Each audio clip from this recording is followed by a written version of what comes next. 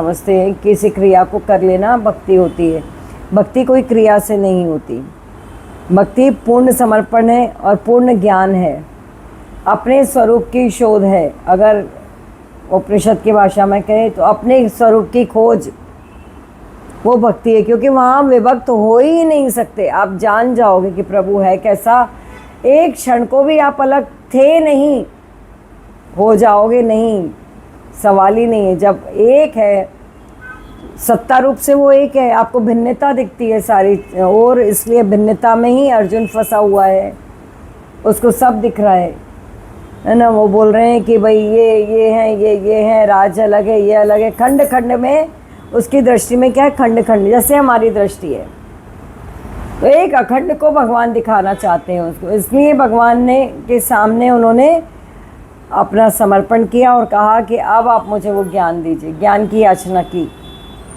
उन्होंने देख लिया मेरे सारे गुण, सारी विद्या, सारा कुछ यहाँ किसी काम का नहीं। मोह के सामने, मोह के सामने सब घुटना टेक देता है। आप चाहे कितने योग्य हो, कितने बड़ी पदवी पे क्यों ना हो, है ना। और मोह के ही बंधन में आप चले गए इस दुनिया से, तब आपका क्या होने वाला है, क्या होगा बताओ आप जरा। मनुष्य होकर के अगर बंधन नहीं खोला तो कौन आपके बंधन खोलेगा। गया हो जाएंगे सब, पिंडदान कर देंगे, कौवे को खिलाएंगे, गाय को, कुत्ते को, पंडित को, सब देंगे। उससे आपकी मुक्ति होती है। तो आप इतना ही करो, मत करो फिर ज्ञान की चर्चा, सत्संग भी मत करो। लेकिन भगवान ने कहा सत्संग ही प्रिय है। सत्य का संग क्या है, आपके ऊपर पड़ी हुई जन्म जन्मांतर की धूल को हटाना। कौवे का तो पेट भर गया आपके नाम पे, चलो अच्छा हो गया, नहीं तो कौवे को भी कौन पूछे। इसलिए जोड़ दिया भाई कि कौवे को दो, गाय को दो, इसको। अब गाय नहीं मिलती तो क्या मोक्ष नहीं होगा। बम्बई में गाय नहीं मिलती, कोई चला जाए तो कहाँ खिलाए, कहाँ। सड़क किनारे रखा, और सड़क किनारे रख दिया तो कोई खाएगा ही नहीं, किसी के भी काम का नहीं रहा, है ना। कुत्ते का भी अपना मूड है, खाता है तो खाता है, नहीं तो नहीं। पड़ा है धूल, दूसरे थो रहा है भोजन, तो किस काम का बताओ अभी। तो यहाँ पे अर्जुन ने जो मांगा है भगवान से, वो ऐसा अमृत मांगा है जो देवताओं को भी दुर्लभ है।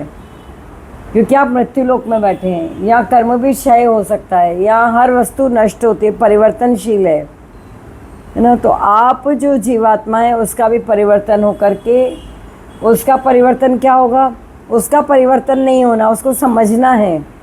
आप आत्मा ही हो अभी भी, ठीक है। तो इसको समझने के लिए उन्होंने याचना की। तो उन्होंने कहा कि संजय बोले कि भाई धृतराष्ट्र सुन रहे हैं ना उनसे कि क्या हो रहा है।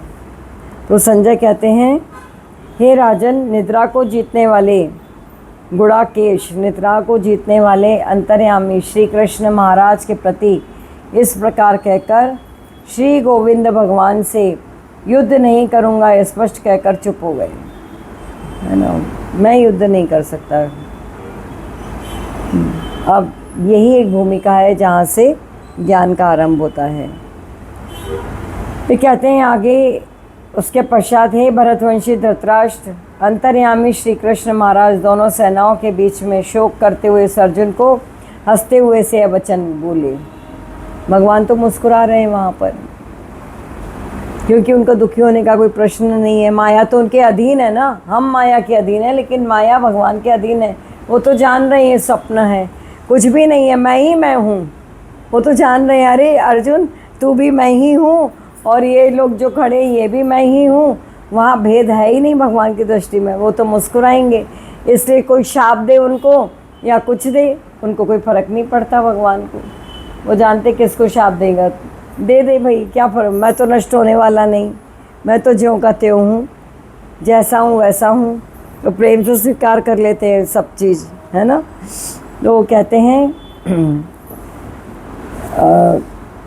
संजय ने कहा उनसे, धृतराष्ट्र जी से, हंसते हुए से वचन बोले, तू ना शोक करने योग्य मनुष्यों के लिए शोक करता है और पंडितों के से वचनों को कहता है, परंतु जिनके प्राण चले गए हैं उनके लिए, और जिनके प्राण नहीं गए हैं उनके लिए भी पंडित जन शोक नहीं करते।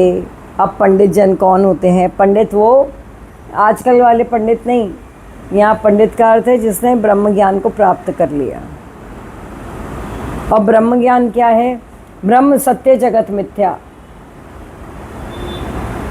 जिस चीज़ को आप सत्य मान रहे हो वो है ही नहीं सत्य। क्यों दुखी सुखी हो रहे हम? ये हो गया, वो हो गया, इसका ये हो गया, इसका वो हो गया, उसका वो हो गया, यही प्रपंच में हमारा पूरा जीवन निकल जाता है।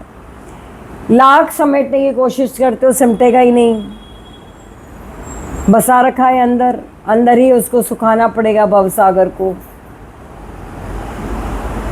आया कहाँ से है? ब्रह्म कहाँ? सबकी दुनिया अलग अलग है अंदर से। आप देखो जरा, कोई टेलीस्कोप हो लगा के आपके अंदर देखा जाए, कोई सीसीटीवी हो आपके मन का चित्रण करे, महाभयानक होगा। किसी का कुछ, किसी का कुछ, किसी का कुछ। क्या दुनिया चल रही है हमारी? सपनों की दुनिया में सपना चल रहा है बस, और उसी में ही हम लोटपोट हुए जा रहे हैं। कभी हंस रहे हैं, कभी रो रहे हैं, और उसी को सच मान रहे हैं। किसी ने बुरा कर दिया तो बुरा मान लिया, किसी ने अच्छा किया अच्छा मान लिया। इससे परे होके देखना पड़ेगा। यही अज्ञान है, इसको ही अज्ञान कहते हैं। और क्या अज्ञान है? सत्य को नहीं जानना ही अज्ञान कहलाएगा ना। अभी हम सत्य को नहीं जान रहे। और संशय क्या है कि भाई मैं हूँ कौन? आप पूछते नहीं हो, लेकिन मन में यही चलता है। सुनते आत्मा है, लेकिन हूँ तो मैं जीव। शरीर, मन और बुद्धि के स्तर पर, अहंकार के स्तर पर हम जीव बन के बैठे हैं, और यहीं से सब हटाना है। और क्या हटाना है आपको? हटाने योग्य है क्या? जिसको हटा नहीं सकते वो तो शाश्वत है, वो हटेगा नहीं। आप सोचते हो ईश्वर को बाहर बिठा दें सिंहासन पे और हमारा राज्य चले, यही भूल है। भगवान तो बैठे रहे सिंहासन में, मंदिर में, तीर्थ में, जो मैं करूं वही हो, मैं ही मालिक बन जाऊं। आप चले मालिक बनने, फिर कहते हो भगवान के हैं हम। कैसे हो गए? अरे मालिक एक है ना। क्यों नहीं ये बात याद रहती कि वो मालिक है? क्यों आप अपनी अपनी धुनकी में जा रहे हो? तो अपनी धुनकी में जा रहे हो तो फिर रहो दुखी फिर।